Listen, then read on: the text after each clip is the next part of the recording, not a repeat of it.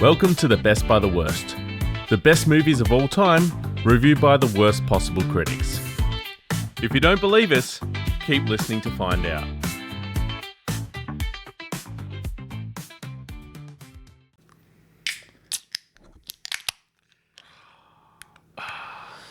Well, Barrett, back to just the fearsome duo. Yeah. We finally got rid of that Josh guy. Well, kind of. I'm pretty sure there's still a photo of him in my pocket for some reason. Yeah. Well, what happened after we finished recording? Well, as you know, three large party men do, we hopped in the pool Yeah. and had a couple extra brewskis. And then a couple extra brewskis turned into a couple extra brewskis. And then you followed that up with a couple more Brewskis. brewskis, yep. You had a soft drink at some point, which was a smart move. Yes. And I was then, teased heavily for my soft drink choice. yeah, it was a wise decision, let me tell you, because then we got some big, meaty beef burgery boys. Yes. And I don't really remember too much after that. But you woke up with a picture of Josh in your pocket. Yeah, there's a little profile picture, one of those little like ID card, like wallet squares. Passport photo. Passport photo, that's what I'm looking for. Passport photo with Josh in my pocket and no recollection of how I got it. Like, we messaged Josh, like, Josh, why do I have a passport photo of you in my pocket? And he goes, you asked me for it. I was like, okay, story checks out. All right, we're gonna try this beer. Oh, let's try it. All right. Delicious. Small Jane is malicious. That is a Black Hops Brewing Super Hornet Double IPA, 8.7%. I don't know. I think it's kind of average. Wow. Yeah, not really doing it for me. Oh man, I love Black Hops. No, I don't. Not a sponsor, and probably not going to be after that review. Oh wow. Look, I am a hard man to please when it comes to just like a normal double IPA. But this one's not doing it for me. Wow. Too Maybe hoppy. on a few sips, but yeah, it's a little bland, a little hoppy. No, hang on. Let's start it. You just said a little bland and a little hoppy. They are the two opposite ends. Yeah, but not beer. like the good kind of hoppy. You know when you have like that Too much hoppy hop. taste when there's just all that cinnamon down the bottom of a can Yeah. and you sort of drink the near end of that and you're thinking, ugh. It's kind of like that. Oh, Yeah. I'm really sad. I've been saving these for months. Colour's nice though. Yeah. It's like a tropical glaze, I call it. Sorry if I'm talking about paint colours, in reference to all the home renos you're doing or aren't doing. Depends depends how you look at it. Right. How's your laundry going, boy? Why did you have to bring that up? Over the Christmas break, I decided to try and do a simple laundry renovation.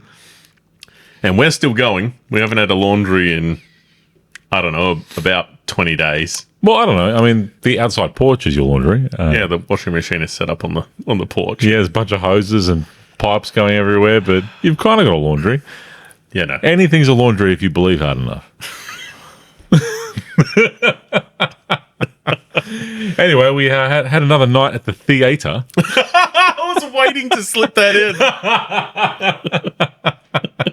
And what do we watch at the theatre tonight? The Apartment. The Apartment, 1960 Best Picture winner. Barrett, we have finally cracked the 60s. Yeah. But not Finally colour. cracked the 60s. Not colour, but we've cracked the 60s. Fun little fact. Yeah. I'm probably spoiling this potentially because I think it is one of my facts. It was the last black and white film to win Best Picture Oh, wow. until Schindler's List, 1993. Fair enough. Well, So there you we have a long stint of colour ahead of us. go. Wow, so this is it. We're into colour. We're into solid colour. Oh, thank goodness. Well, and what a way to go out. Yeah. Do you want to hear some stuff about the movie? No. Yeah, go ahead. All right. It had a original budget of $3 million. Yep. Which is about $32 million today. How? The movie literally is filmed in like one box. Yeah. It should have been like 1 million. It's filmed in an apartment. Okay, so besides the fact they squandered their millions, what else did you find out?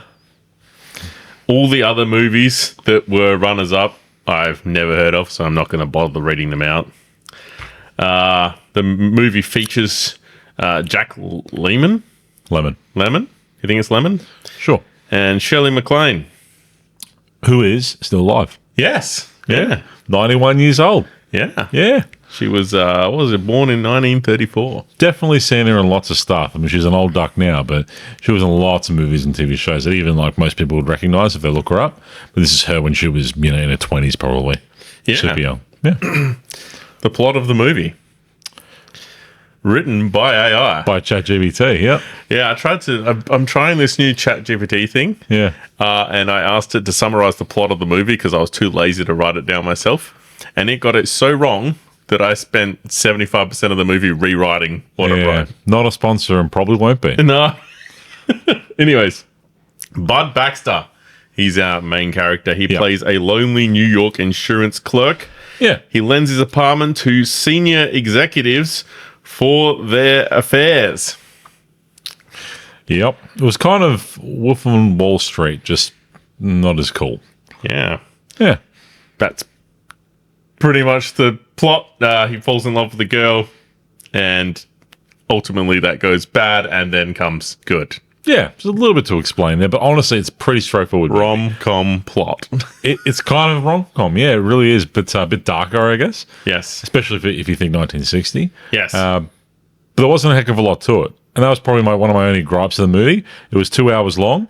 Not a heck of a lot of plot. Probably dragged on a little bit. Yeah. I referenced it to like eating a dry Wheat Bix. It's not great.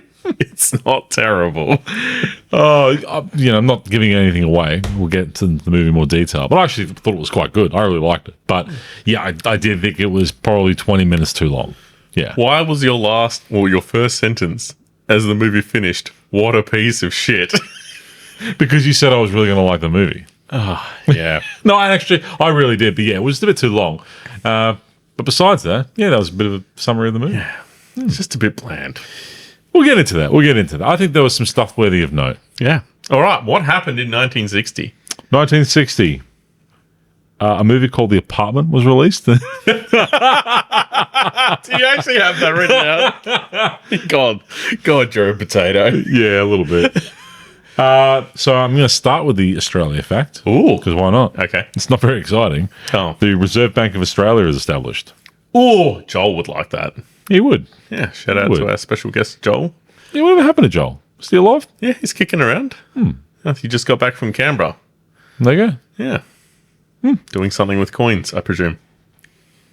I would just assume so, yeah. Yeah.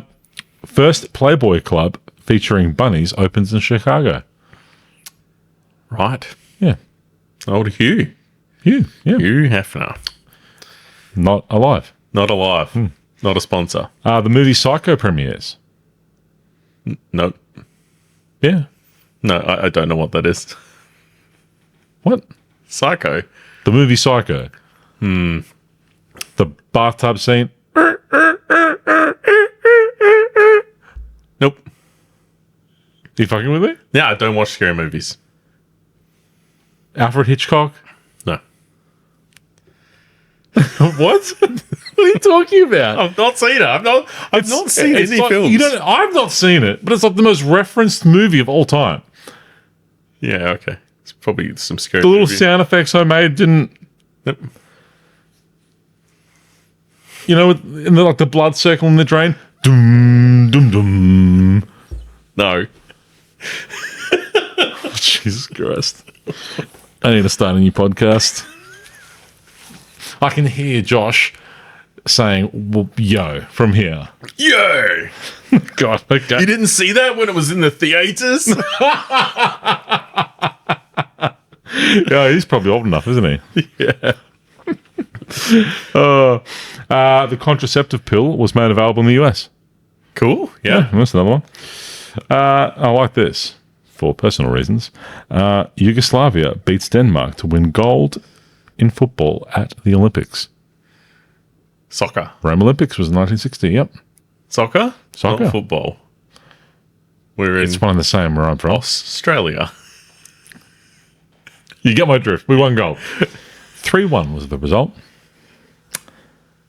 That's it. Cool. Yeah.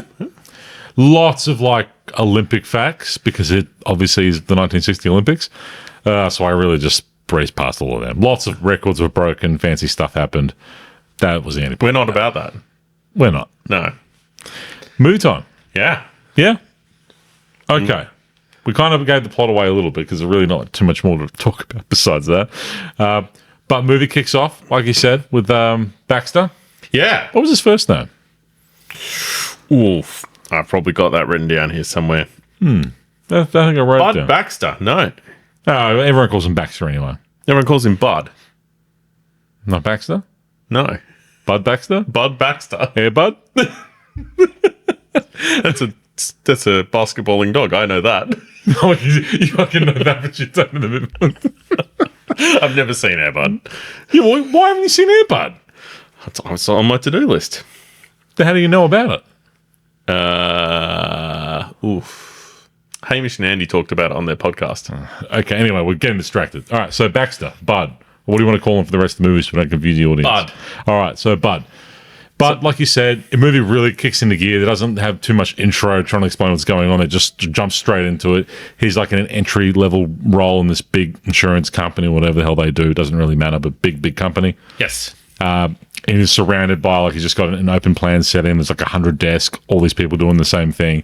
And it worked out very quickly that he's been lending out his apartment, like, by the hour, or by the afternoon, however he's doing it, to a bunch of senior executives who are all collectively cheating on their wives.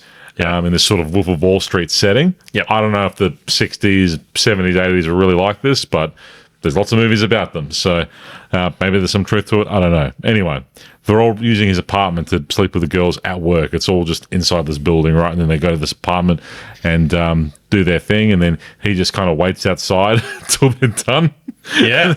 And then he can use his apartment again. Yeah. In the opening scenes, we find out he's a pretty smart guy, though. He's referencing a whole lot of numbers. He's going on about how many people work in the building and what the percentages are. Yeah. He is and he seems like, he quickly like pick up, he seems like a nice enough guy. Yeah. But you also pick up there's like super talkative and doesn't shut up. Yeah. And he's always staying back late at work. Not because he has work to do, because he can't go to his apartment. Yeah, it's getting used. Yeah. You So anyways. know what I wondered too? It wasn't really explained in the movie.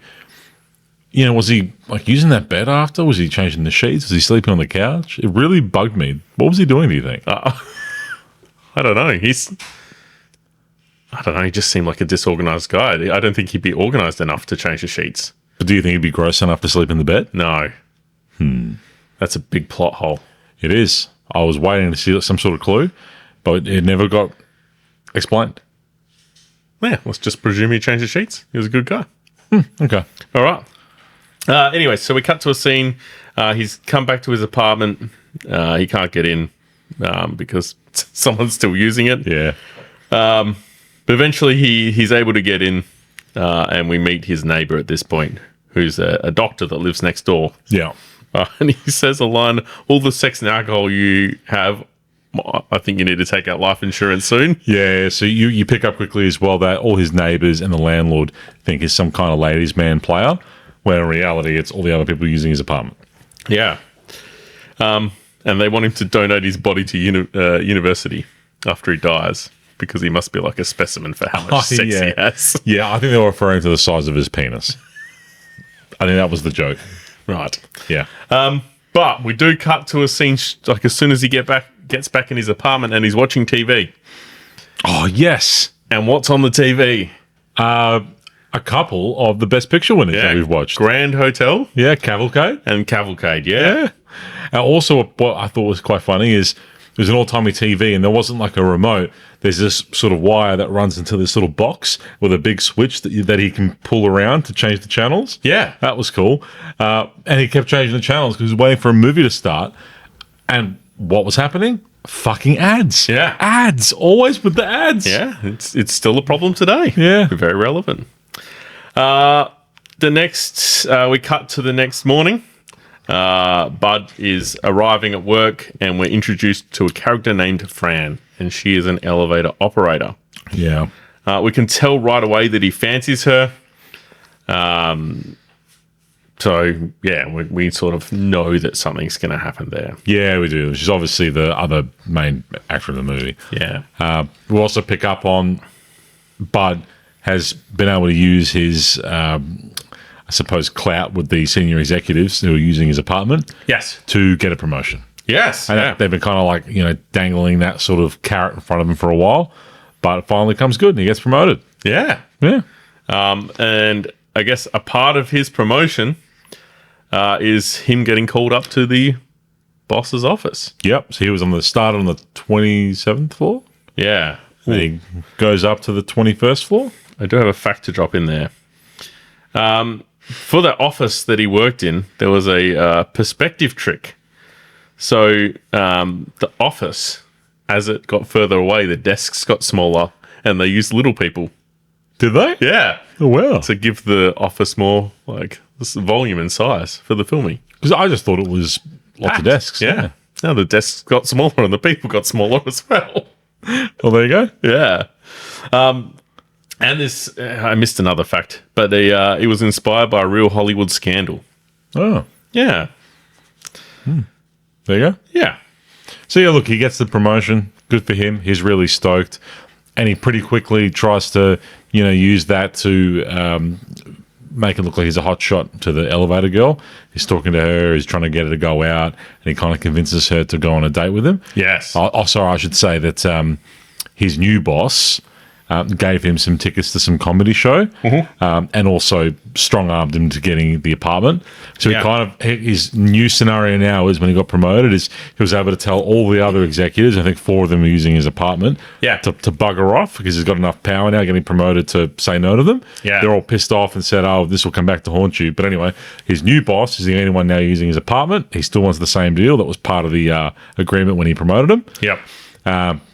And he just, gives in. He reluctantly, but at least he's only dealing with one person now, not 4. Yep. And he's trying to show off to the elevator girl and says, oh, these tickets that I just got from my boss, why don't you come to a show with me? She says yes, but she says she's got another date first. Yes. And he says, that's fine. I'll meet you there after you're done. Turns out, of course, the guy that she's meeting with, his boss. His boss, yeah. And in his apartment. Yeah. Yeah. It's rough.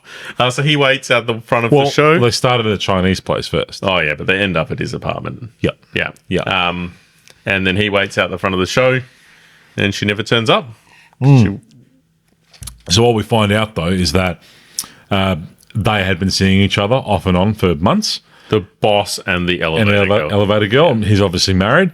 Yeah. And she, basically broke it off, but she obviously had fallen in love with him, and she still is in love with him. But she has sort of semi-broken it off, and he's trying to get her back because he keeps saying how he's going to get divorced. That old chestnut clearly isn't getting divorced. And she's kind of onto him, but he always, swerms his way back in. Ooh. Yeah. And that's when they end up back at his apartment. Yeah.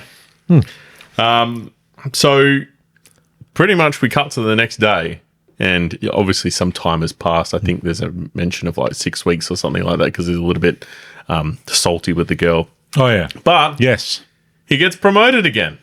He does. He's been lending out his apartment to his boss, and his boss likes what he's doing. So now he's in the big corner office kind of scenario. He's doing well. He's up there. He knows that his boss, obviously knows his boss has been using the apartment. He doesn't know the girl he's been seeing, but he goes, oh, I found this in the apartment, and returns a makeup mirror to his boss. And he goes, this must belong to your lady friend. Yeah. And as he's giving it to him, he says, I found it on the couch. It was already broken. Yeah. I didn't break it. And then the boss opens the makeup mirror, and a big chunk of it is missing. Right, that is foreshadowing. It's foreshadowing. Yeah. We then cut to a scene of all the telephone exchange girls finding out that there's a Christmas party on the 20th floor or whatever. Yeah. And they're all off. And we sort of cut to a Christmas party scene. Bud is talking to Fran, the elevator girl. And I guess, how does it sort of happen?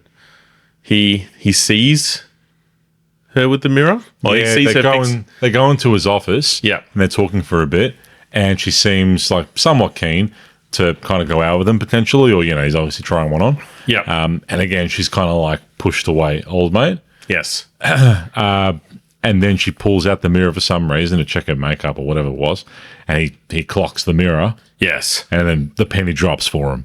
Yeah. Yeah. So he's not happy, and it's not happy. And it's moments after he's revealed his new hat.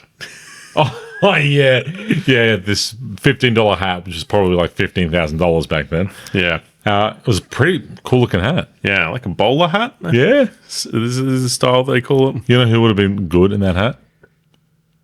Josh. Josh. He would look good in that hat. Josh loves a hat. He does His love a hat's hat. in the back of our episode every time now. It is. Yeah. Yeah, he would have loved that hat. All right. So obviously this has hurt Bud quite a lot. Yeah. And we cut to a scene and he is at the bar drinking. Yeah, he gets on one. It's Christmas Eve. Yeah. Yeah, so he gets totally on one. Who was on more of one, Bud or you after the last episode?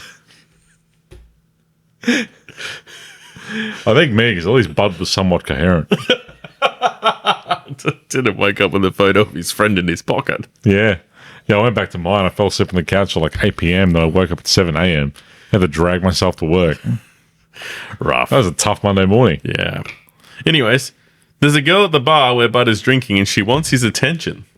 Oh, with easily... we haven't got to that part yet, but she had easily the most annoying voice. Yes.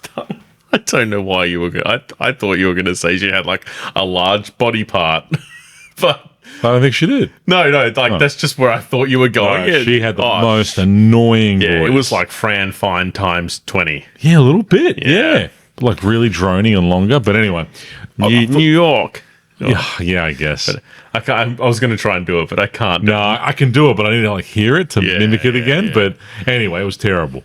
And she was breaking the end, the straws with the paper. Yes. Over it. She was breaking like one bit of the paper and then getting the straw and then blowing the rest of the paper packaging over like a little paper missile. Yeah. I've never seen that. Have Bud. Yeah. It's pretty cool. Bud is not interested. Nah, he's zoned out hard. So anyway, she walks over and gets his attention, and they kind of on one together. Find out that her husband, for whatever reason, is in Cuba and is locked up in Cuba somewhere. Yeah. So basically, she's lonely and just wants to hook up with Bud. He's written a letter to, what's his name? The cartel guy. Is he cartel? No. Oh yeah, Castro. Fidel Castro.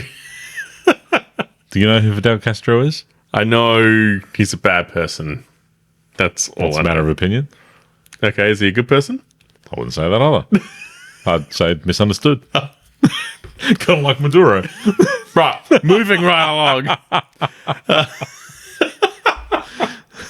We're not a political podcast. Now they're not going to let me into America. Anyways, But while this is happening, yes, Fran is still back. and the boss is in his apartment. Oh, no. While this is happening, Fran's still back at the party, and she's talking to the boss's Oh, yeah. receptionist? Yeah, No, receptionist. PA person? PA, yeah. Who spills the beans that, He's been seeing not just her, a lot of girls. yeah, including the receptionist at one point or another. Yes. And then he's just basically been going through all the girls, right? Yeah. She didn't like that. She's pissed off. They end up back at Bud's apartment anyway. But she brings it up. Yeah. So she's in tears. They have this big argument, rah. He slips her a crisp $100 bill. Yes. Crisp. Yeah. She feels like a bit of a prostitute as a result. Anyway, she's not too impressed. Yep. He then buggers off and leaves because he's got to go back to his family. Yeah. And then instead of her leaving, she said, just be a minute. She finds Bud's sleeping pills, Yeah. takes a whole bunch of them, and goes nighty-night. Yeah. In his bed. Tries to kill herself. Yeah. I do want to bring a point in now. This movie almost wasn't allowed to be made. The studio executives were worried about the subject matter would fail the censorship standards and ultimately the Hays Code. So apparently it pushed the Hays Code to its limits. Having, this adultery, that's the right word, isn't it? It is adultery, yeah. And suicidal scenes. Well, just Yeah. attempted suicide. Attempted suicide, yeah. And that was... the Hays Code were banging on for dear life. God, when did the Hays Code die? I don't remember. He needs to die. Yeah. Anyway, We haven't seen any nudity in a long time. was there any nudity? Yeah, we saw it in Broadway Melody, potentially. It was like the first or second movie there was nudity. There's like a second. Yeah. And now, nothing. We are in a big dry spell. Yeah, it's bloody ace go. Anyway, so Bud and this floozy that he picked up at the bar, they end up back at his place. They're like starting to, pop some champagne and, he's getting ready to do his thing. He's actually pretty smooth. It's pretty smooth, yeah. Because he was pretty liquored up too. Much smoother than I was. A lot of liquid confidence. Yeah. So he then goes into the bedroom because he was trying to put her coat away or something. Yeah. And then finds Fran passed out in the bed. Yes. He just thinks that she's, fallen asleep and is pissed off because, if the other girl sees her, he's going to, she's going to think that. Anyway, so he needs to get rid of her. Yes. So he tries waking her up. She won't wake up. No. And then finds the empty bottle of sleeping pills next to her. And panics. Realizes what's going on. Yeah. Yep, 1 + 1. And then tries to call for the ambulance or something, but doesn't pick up, or maybe mid-call he has a second thought, maybe this isn't the best idea, but also his neighbour's a doctor. Yeah. Old Dr. Dreyfus. Yeah, so he runs next door to go and get the doctor. Yeah. And the doctor springs into action. He knows exactly what to do. So he's got her... he's all over He's got her spewing, he's got her drinking coffee, and he quite literally slapped her back to life. He did. We got her back on the chair, and he was trying to keep her away. And he just starts slapping her, backhand, front hand, you name it. And he's actually slapping her. I don't know how the actor was taking it. Yeah, like it was proper slaps. Like she was not reacting, and he was hitting her hard. Yeah. It was funny anyway. But a very good actress. I mean, Yes. both of them actually, like actor, actress. They were fantastic. Yes. Yeah. While we're on the point, they were really good. Yeah. But I reckon she was, definitely the standout. Of the movie. 100%. Yeah, she was good. Fran slowly recovers while staying in Bud's apartment. Bud calls his boss to let him know Fran tried to kill herself, but he doesn't really give a shit. I'll just skip over some of this stuff because it's not important. The apartment was double booked while she's recovering. Some guy tries to come back and use this apartment. Doesn't matter. But Fran does work out what the apartment's used for, because while she's getting better, she finds all the stuff, all the different girls' things around the apartment. She pieces it together, and he's just trying to do the right thing now. He's just trying to look after her. Yeah. He's called the boss to let him know what's going on. He's trying to make sure that everything remains covered up. But he's still trying to be a good boy, a good little number two, and, keep the peace. But he's also falling for her, Yeah. So then we cut to a scene, and we're in the boss's office, and he's back at work now. It's after the Christmas break, and he has worked out what happened with Fran and why she was so upset. Yes. And there's a Miss Olsen, or Olsen, I think her name was. Was that her name? Yeah. Anyways, so he fires her because he found out that she's the one that told him. Her last call, yeah. Told him that, what he'd been up to. He told Fran what. Yeah, she told Fran. Man, I'm going to get this out eventually. She told Fran what he'd been up to with all the other girls. And basically, then the boss goes to call Fran, and Miss Olsen, she stays on the line and listens to what's been going on, works out everything, and then calls the boss's wife. Yeah, last call. Yeah. Calls the boss's wife, says, meet me up over here, and I go, some stuff to tell you. Yeah. And she spills the beans. Spills the beans. Yep. There is a reference to the Lost Weekend. There was? Yeah. Yeah. They're talking about, I think, Bud being missing all weekend, and a reference to Lost Weekend, which of course is a Best Picture winner. Yeah. The brother-in-law of Fran shows up at the office looking for her. All the executives that he doesn't let stay in his apartment anymore, they give him up straight away and say where Fran is.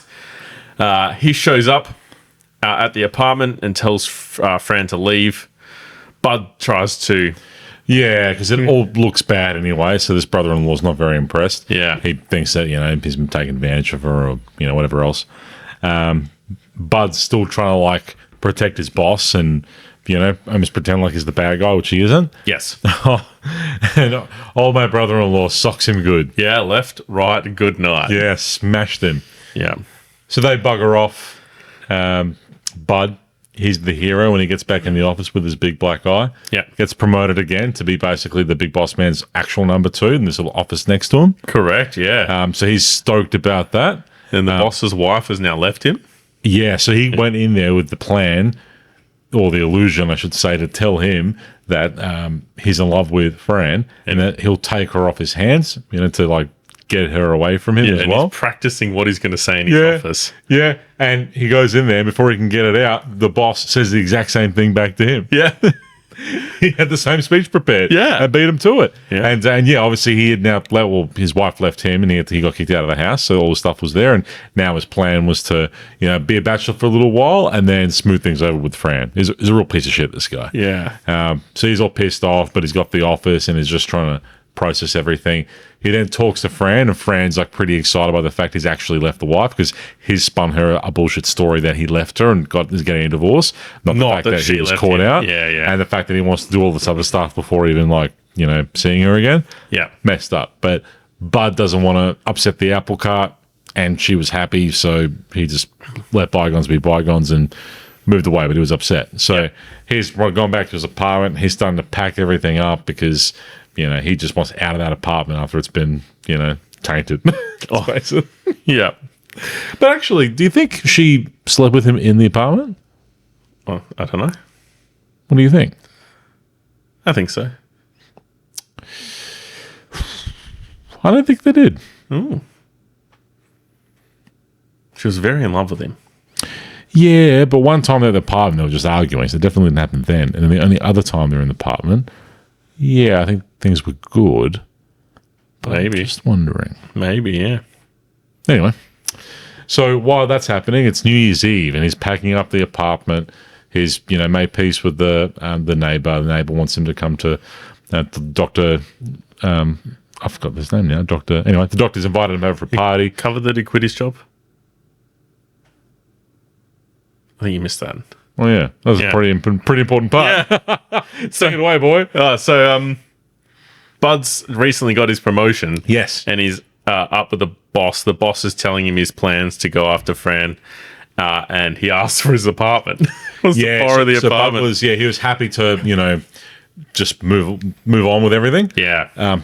But what really upset him was when the boss asked him for the apartment key, and that he was specifically going to take Fran to his apartment. Yeah. And he gives him a key, but not the right key. What key did he give him? He gave him the key to the executive washroom. The bathroom, yeah. The bathroom, yeah. Yep. And quits his job then and there on the spot. Tells him to get stuffed. Yeah, so finally grew a pair. So Bud's in his apartment. He's packing up. Yeah. Fran's with the boss on New Year's, and she sort of comes to the realization that he's never going to change, and she doesn't love him, right? And he sort of turns around to go Happy New Year, and then turns back around, and she's gone. And where's she going, Barrett? She goes to the apartment. She does? Yeah. There's a scene of her running through the city streets. She arrives at Bud's apartment. There's a loud bang from the apartment, and she thinks he shot himself because when she tried to kill herself, he also brought up the fact that he'd attempted suicide before, and whilst trying to work out where to shoot himself with a gun, accidentally shot himself in the knee. Yeah. But it's not a gunshot. He's opened a bottle of champagne to celebrate the new chapter of his life. Yeah. The last scenes are, they sit down together. He admits that he loves her. And then whilst she was getting better, they had been playing cards together. Yeah. And that game sort of resumes, and she just, he says, I love you. And she says, shut up and deal. Yeah. Happily ever after. That's the end of the movie. Yeah. Not great, not terrible.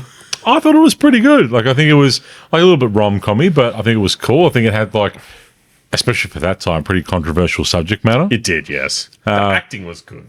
Maybe I'm being too harsh on it. Well, I think you are. Yeah. They were actually both nominated for Best Actor and Best Actress, but neither won. Oh. So the movie was nominated for 10 Academy Awards, won 5. Oh. Yeah, but neither of them won, unfortunately. Yeah. But I thought they were both great. Yes. I thought it was a cool movie. Yeah, no. Maybe I'm being too harsh on it. What didn't you like? It just is a bit dry. Like a Weet-Bix. This movie had, like sex controversy. Yeah, I guess when you lay it all out like that, it did. Right. Maybe I was just so busy writing so many notes because I stuffed up the plot so badly that I just missed half the movie. Using your ChatGPT. Yeah. I think like I said, I think it was good. It kind of reminded me a little of what was the movie we watched? The other winner with that.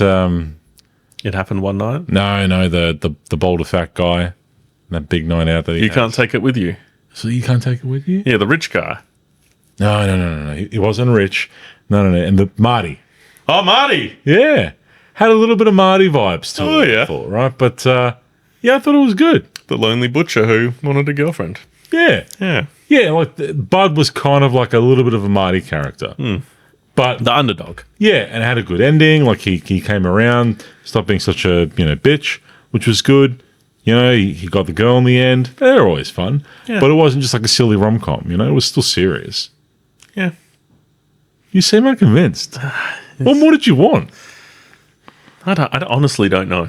I cannot put my finger on what it was missing. It was just a bit meh. Things I didn't like, it was too long. They could have shaved 20 minutes off. It was long. Easily And shaved it 20 wound minutes up really quickly. Like the story Yeah. was so drawn out, and then in the last 20 minutes, it all. But that happens with all these movies, right? The ones we were watching constantly were like, how are they going to wrap this up in 3 minutes? Yeah. It's sometimes really drawn out and then it wraps up fast. Yeah. It's odd. It's like a style. Or they get so involved in making this movie and then they run out of budget and they're like, how are we going to wind this up? Well, or because you hear all the time how sometimes like the ending's filmed first. Yeah. Maybe that happens and then they're making the rest of the movie and they just don't want to cut stuff out and then it just ends up being way longer than the ending they filmed at the start. Yeah, maybe. Could be true. Well, I think we go with you first this week. How many Alexes out of Alex do you give this movie? I'll give it 3.5 Alexes. 3.5. I liked it. Where do you think my score's going? I reckon no more than a 2.5. Exactly a 2.5. Yeah, there you go. We're a little bit separated on this one. Usually we're fairly close. I liked it. I think it helped like the strength of the acting and the fact that it was a little bit more gritty. Yep. Because some of these movies, for one reason or another, Hays Code, blah, blah, blah, can be a little like soft. Yes. Yeah. This was more real. Yeah. I liked that. Yeah. Acting was great. Cool story. Good ending. A little too long. Yeah, I can comfortably give it a 3.5. What about the beer? You go beer first. Oh, it's an 8 for me. An 8 out of 10. I love Black Ops. I'll give it a solid 5. I made the effort to go to them. When? In Brisbane. I think they're from Brisbane. Was it Brisbane or Gold Coast? Did you drive or Uber? My wife's parents drove us. Huh.